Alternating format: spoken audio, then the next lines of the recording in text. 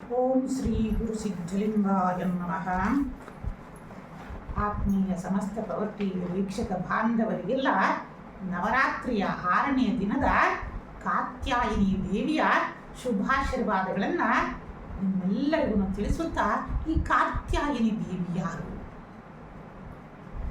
ಆ ಕಾತ್ಯಾಯಿನಿ ದೇವಿಯನ್ನು ಯಾವ ರೀತಿಯಿಂದ ಆರಾಧನೆಯನ್ನು ಮಾಡಬೇಕು, ಯಾವ ರೀತಿಯ ನೈವೇದ್ಯವನ್ನು, ಯಾವ ಬಣ್ಣದ ವಸ್ತ್ರಗಳನ್ನು ಧರಿಸುವುದರಿಂದ ಕಾತ್ಯಾಯಿನಿ ದೇವಿ ಪ್ರಸನ್ನಳಾಗ್ತಳೆ. ವೀಕ್ಷಕರೇ, ಬನ್ನಿ ಎಲ್ಲವನ್ನ ಸರಳ ರೀತಿಯಿಂದ ತಿಳಿದುಕೊಳ್ಳೋಣ. ನಾವು ಇಂದಿನ ದಿನ ಸ್ಕಂದ ಮಾತೆಯನ್ನು ಆರಾಧನೆಯನ್ನು ಮಾಡಿದ್ದೀವಿ. ಈ ದಿನ ಕಾತ್ಯಾಯಿನಿ ದೇವಿಗೆ ಆರಾಧನೆಯನ್ನು ಮಾಡಲಿಕ್ಕೆ ಹೊರಟಿದ್ದೀವಿ. ಸ್ಕಂದ ಮಾತೆಯಲ್ಲಿ ನಾವು ಅಮ್ಮನಿಗೆ ನಾವು ಮಗುವಾಗಿದ್ದೀವಿ. ಈ ದಿನ ಕಾತ್ಯಾಯಿನಿಯ ಬಗ್ಗೆ ತಿಳಿಸ್ತೀನಿ ಬನ್ನಿ. ಕಾತ್ಯಾಯಿನಿಯ ವೃತ್ತಾಂತ ಅನೇಕ ಪುರಾಣಗಳಲ್ಲಿ ಮತ್ತು ಶಾಕ್ತ ಪುರಾಣದಲ್ಲಿ ಉಲ್ಲೇಖವಾಗಿರುವ ಹಾಗೆ, ಹಿಂದೆ ಮಹಿಷಾಸುರನೆಂಬ ಮಹಾ ಪ್ರಚಂಡ ದೈತ್ಯ, ಅಷ್ಟು ಅಸುರರ ಚಕ್ರವರ್ತಿಯಾಗಿ ತ್ರಿಮೂರ್ತಿಗಳಿನ್ನೂ ಸಹ ಅವರು ಜಯಿಸಲಿಕ್ಕೆ ಸಾಧ್ಯ ಇಲ್ಲ. ಯಾಕೆಂದರೆ ಬ್ರಹ್ಮನಿಂದ ಅಂತಹ ವರವನ್ನು ಪಡೆದಿರುತ್ತಾನೆ. ಯಾವುದೇ ಪುರುಷ ಶಕ್ತಿಯಿಂದ ಅವನ ಸಂಹಾರ ಸಾಧ್ಯ ಇಲ್ಲ. ಆದ್ದರಿಂದ ಸಕಲ ದೇವಾನುದೇವತೆಗಳ ಇವನ ಉಪಟಳವನ್ನು ತಾಳಲಾರದೆ ಅನೇಕ ಗುಹೆಗಳಲ್ಲಿ ಕದ್ದು ವಾಸ ಮಾಡುವಂತಹ ಸ್ಥಿತಿ ದೇವತೆಗಳಿಗೂ ಉಂಟಾಗುತ್ತೆ.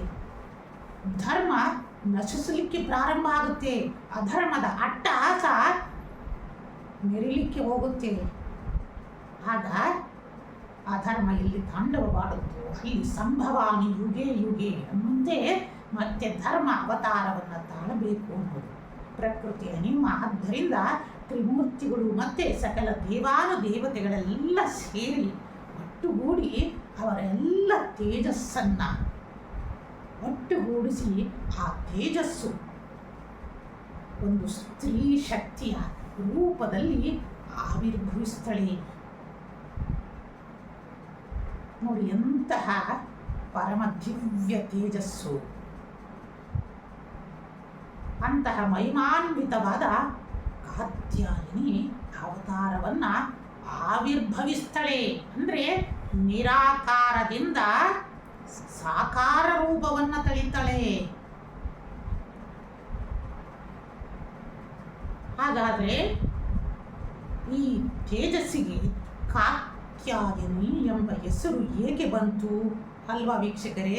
ನೀವೆಲ್ಲ ಕೇಳ್ತಾ ಇದ್ದಾರೆ, ತ್ರಿಮೂರ್ತಿಗಳಿಂದ ತೇಜಸ್ಸಿನಿಂದ ಆವಿರ್ಭವಿಸಿದ ಆ ಶಕ್ತಿಗೆ ಕಾತ್ಯಾಯಿನಿಯೇ ಅಂತಂದು ಯಾಕೆ ಬಂತು ಅಂದರೆ, ತ್ರಿಮೂರ್ತಿಗಳ ಈ ಘಟನೆಗೂ ಮುಂಚೆ ಕಾತ್ಯಾಯನ ಮಹರ್ಷಿಗಳು ಇರ್ತಾರೆ. ದಿವ್ಯವಾದ ಪ್ರಭೆಯನ್ನು ಹೊಂದಿರುವ ಆ ಮಹರ್ಷಿ ಪರಿಶುದ್ಧವಾದ ಮನಸ್ಸಿನಿಂದ ತಾಯಿ ಜಗನ್ಮಾತೆಯನ್ನು ಕುರಿತು ಒಂದು ಘೋರವಾದ ತಪಸ್ಸನ್ನು ಮಾಡ್ತಾನೆ. ಒಂದು ಮಹಾ ಸಂಕಲ್ಪವನ್ನು ಇಟ್ಟು, ನೀವೆಲ್ಲ ಇಲ್ಲಿ ತಿಳ್ಕೋಬೇಕು ವೀಕ್ಷಕರೇ, ನಾವೆಲ್ಲರೂ ಭಗವಂತನಲ್ಲಿ ಏನೇನೋ ಒಂದು ಸಂಕಲ್ಪವನ್ನು ಇಟ್ಟು ಪೂಜೆಯನ್ನು ಮಾಡ್ತೀವಿ. ಆದರೆ ಈ ಕಾತ್ಯಾಯಿನಿ ಋಷಿ ಮಹಾನ್ ಸಂಕಲ್ಪವನ್ನು ಇಟ್ಟು ಘೋರ ತಪಸ್ಸನ್ನು ಆಚರಿಸ್ತಾ ಇದ್ದಾನೆ. ಯಾವ ಸಂಕಲ್ಪ ಅಂತಂದರೆ, ಜಗನ್ಮಾತೆಯೇ ಅವನ ಮಗಳಾಗಬೇಕನ್ನೋ ಸಂಕಲ್ಪ. ನೋಡಿ, ಯೋಚನೆಯನ್ನು ಮಾಡಿ.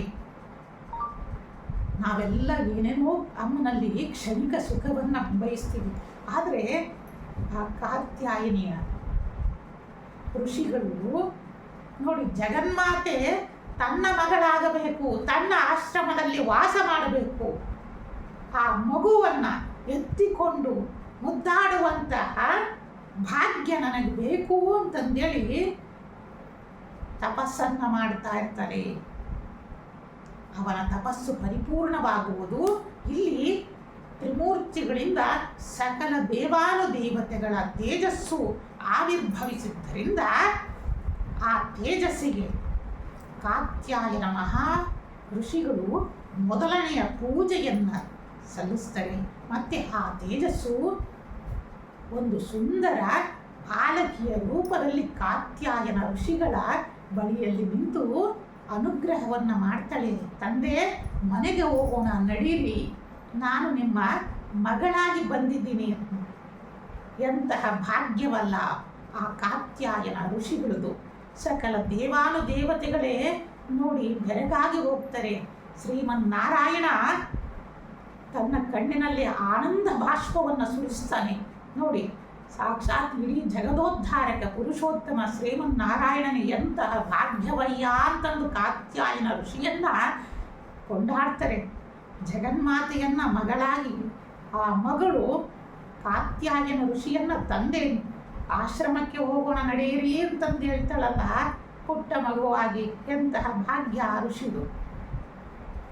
ಆ ಋಷಿ ತನ್ನ ಮಗಳನ್ನ ಆಶ್ರಮಕ್ಕೆ ಕರೆದುಕೊಂಡು ಬಂದು ಲಾಲನೆ ಪೋಷಣೆಯನ್ನು ಮಾಡಿ ಬೆಳೆಸ್ತಾ ಹೋಗ್ತೀನಿ. ಅವನು ಬೆಳೆಸಿದ್ದ ಕಾರಣ ಆ ಮಗಳಿಗೆ ಕಾತ್ಯಾಯನಿ ಎಂಬ ಹೆಸರು ಪ್ರಾಪ್ತವಾಯಿತು. ವೀಕ್ಷಕರೇ, ಇಂತಹ ಪುಣ್ಯಕರವಾದ ಕಥೆಯನ್ನು ಕೇಳುವುದರಿಂದ ಪುರಾಣದಲ್ಲಿ ಉಲ್ಲೇಖವಿದೆ, ಅಷ್ಟೈಶ್ವರ್ಯಗಳೇ ನಮಗೆ ಪ್ರಾಪ್ತಿಯಾಗ್ತವೆ ಅಂತಂದು. ಆ ತಾಯಿ ಕಾತ್ಯಾಯನಿ ನಿಮಗೆ ಅಷ್ಟೈಶ್ವರ್ಯಗಳನ್ನೆಲ್ಲ ಪ್ರಾಪ್ತಿಯಾಗಲಿ ಅಮ್ಮನಲ್ಲಿ.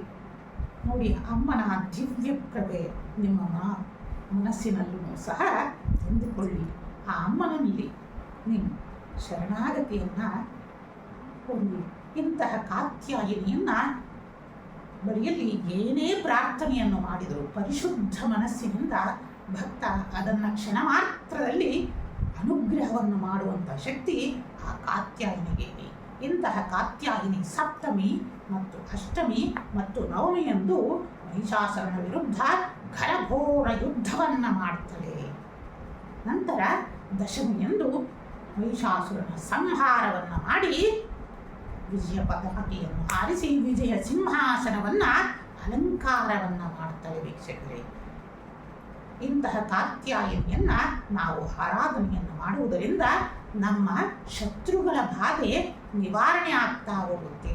ಮತ್ತು ಕಾತ್ಯಾಯನಿಯನ್ನು ಆರಾಧನೆಯನ್ನು ಮಾಡುವುದರಿಂದ ಮಾಂಗಲಿಕ ದೋಷ ನಿವಾರಣೆ ಆಗ್ತಾ ಹೋಗ್ತವೆ. ಯಾರಿಗೆ ಮಾಂಗಲಿಕ ತೊಂದರೆಗಳು, ಮದುವೆಯಲ್ಲಿ ಅಡ್ಡಿ ಆತಂಕಗಳು, ಎಷ್ಟೇ ವರ್ಷ ಆದ್ರೂ ಮದುವೆ ವಿಳಂಬ ಆಗ್ತಾ ಇರೋದು, ಇಂಥವರೆಲ್ಲರೂ ಸೇರಿ ಕಾತ್ಯಾಯನಿಯ ಪೂಜೆಯನ್ನು ಮಾಡಿ.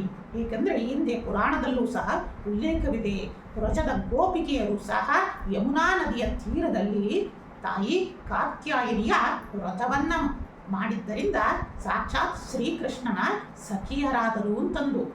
ಅಂತಹ ಅನುಗ್ರಹವನ್ನು ಕಾತ್ಯಾಯನಿ ದೇವಿ ನಮಗೆ ಅನುಗ್ರಹವನ್ನು ಮಾಡ್ತಾರೆ. ಏಕೆಂದರೆ ಕಾತ್ಯಾಯನಿ ದೇವಿಯ ಅನುಗ್ರಹದಿಂದ ಆಜ್ಞಾಚಕ್ರ ಚುರುಕಾಗುತ್ತೆ ಮತ್ತು ಆಜ್ಞಾಚಕ್ರದಿಂದ ಮನುಷ್ಯನ ದೃಢ ಸಂಕಲ್ಪಗಳು ನೆರವೇರ್ತಾ ಹೋಗ್ತವೆ. ಆದ್ದರಿಂದ ಯಾರು ಸಾಧಕಿಯರು ಕಾತ್ಯಾಯನಿ ದೇವಿಯನ್ನು ಆರಾಧನೆಯನ್ನು ಮಾಡಬೇಕೆನ್ನುವರು ಕೆಂಪು ವಸ್ತ್ರವನ್ನು ಧರಿಸಿ ಮತ್ತು ಅಮ್ಮನಿಗೆ ಕೆಂಪು ಬಣ್ಣದ ವಸ್ತ್ರವನ್ನು ಸಮರ್ಪಣೆಯನ್ನು ಮಾಡಿ ಮತ್ತು ಕೆಂಪು ದಾಸವಾಳ ಹೂವದಿಂದ ಅಂದರೆ ಕೆಂಪು ಬಣ್ಣದ ಹೂಗಳಿಂದ ಅಮ್ಮನನ್ನು ಆರಾಧನೆಯನ್ನು ಮಾಡ್ತಾ ಬನ್ನಿ. ವೀಕ್ಷಕರೇ, ಅಮ್ಮನಿಗೆ ವಿಶೇಷವಾಗಿ ಬೆಲ್ಲದ ಅನ್ನ, ಚಿತ್ರಾನ್ನ ಮತ್ತು ಮೊಸರನ್ನಗಳನ್ನು ನೈವೇದ್ಯವನ್ನು ಮಾಡಿ ಮತ್ತು ಸಂಜೆಯ ಸಮಯದಲ್ಲಿ 18 ತುಪ್ಪದ ದೀಪಗಳಿಂದ ಆರತಿಯನ್ನು ಬೆಳಗಿಸಿ.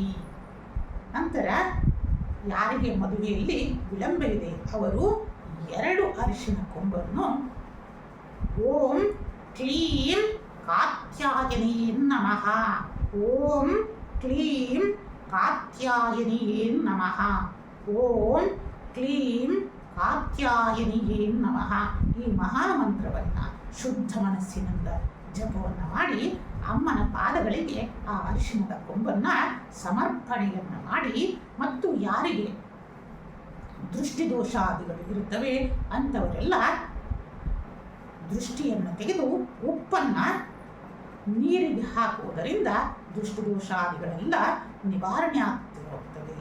ಆ ತಾಯಿ ಜಗನ್ಮಾತೆ ನಿಮ್ಮೆಲ್ಲರಿಗೂ ಸಹ ಪರಮ ಐಶ್ವರ್ಯಗಳನ್ನು ಕರುಣಿಸಲಿ ಅಂತಂದು ಪ್ರಾರ್ಥನೆ ಮಾಡುತ್ತಾ ಜಗನ್ಮಾತೆ ಇಷ್ಟಕಾಮೇಶ್ವರಿಯು ನಿಮ್ಮೆಲ್ಲರಿಗೂ ಪರಮ ಮಂಗಳವನ್ನು ಉಂಟು ಮಾಡಲಿ. ವೀಕ್ಷಕರೇ, ಓಂ ನಮಃ ಶಿವಾಯ.